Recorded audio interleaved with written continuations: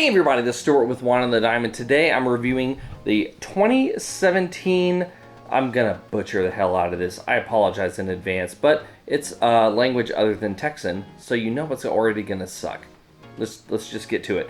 It is the Casa, E.di, Mirafiore Dolcetto de Alba. It is 14.5% alcohol by volume, and I paid $15 for it at my local grocery store. I love it when the capsules are loose. Oh, I love it when it's loose.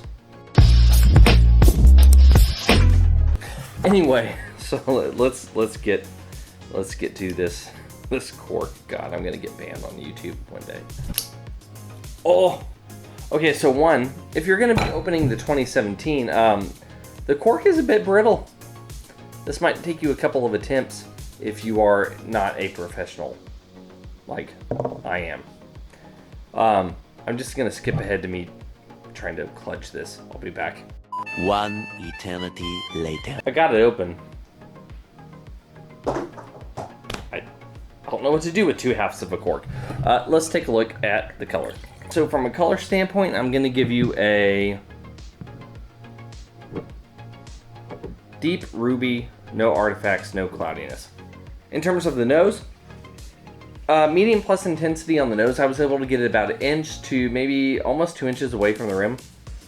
Yeah, so I was able to get it outside of the rim, which gives it that plus. If it's right at the rim level, that is a medium. If you have to kind of like start digging in deep and really moving things around, you start getting below medium. So in terms of what I'm getting here, the interesting thing is there's so much dark fruit and also grapiness of the wine that is kind of playful in the way that it's doing it. So like I'm getting a little bit of this like blackberry, black plum. There's a little bit of a kind of like black pepper note, almost like a kind of a Syrah type footprint. But then also there is this really kind of like Gamay style thing coming out of it. Like that you would get not necessarily from like Beaujolais Nouveau or Village, but almost more of like the premier stuff that comes out of Beaujolais. It has this kind of like slightly weathered Gamay type of effect to it. I did not expect this for $15. Like the alcohol smells.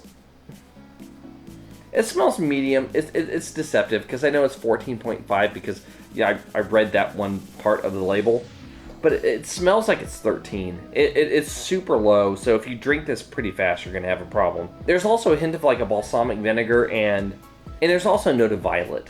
It's been so long since I've had a Dolcetto, it's almost like a re-exploration of this varietal. Though I know y'all don't give a crap about that. You just want to know if it's worth the price, which is the whole point of this channel. So I get that. Let's get to the taste. So here's the deal with this wine. It should not be $15 at all. At all. It's a full-bodied wine with integrated, almost velvety tannins. That has a medium plus acid, medium delivery on the alcohol because it's so well integrated that you can't even detect that it's 14.5. All the primary is there, all the secondary is there, but it's even more pronounced on the palate than it is the nose. The finish is a medium plus finish.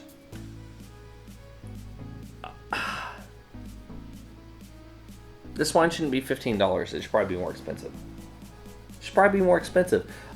Which is why I'm going to tell you right now, before I even get to the blick, at least go buy a bottle for yourself to try it, because this is unfair that this wine is this price. It's unfair to the winery. Like they should they should know better.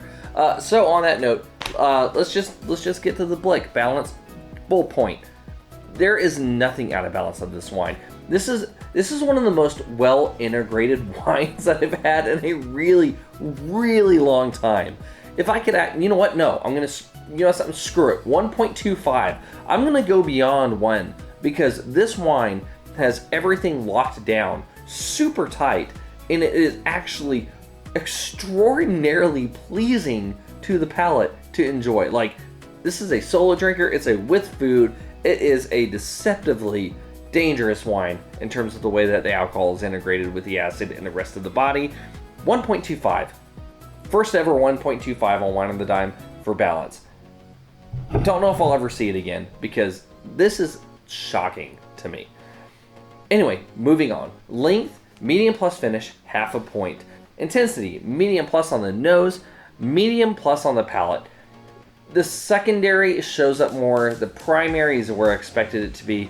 Neither of it is like super poppy, so I'm still only going to give you half a point. And in terms of complexity, I'm going to give you a half point because I'm getting a lot of primary, I'm getting a lot of secondary, especially on the palate, but that tertiary is not present in a 2017.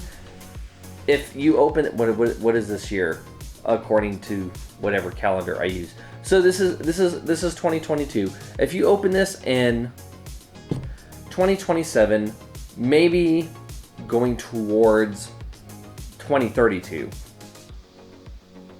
you will probably find that this has developed some tertiary, some of that acid is scaled back down to about a medium, and that this has more complexity. However, with that being said, I don't know what's going to happen to the grapiness of this wine, because it does have a definitive kind of just grape quality to it, which I actually find enjoyable with it.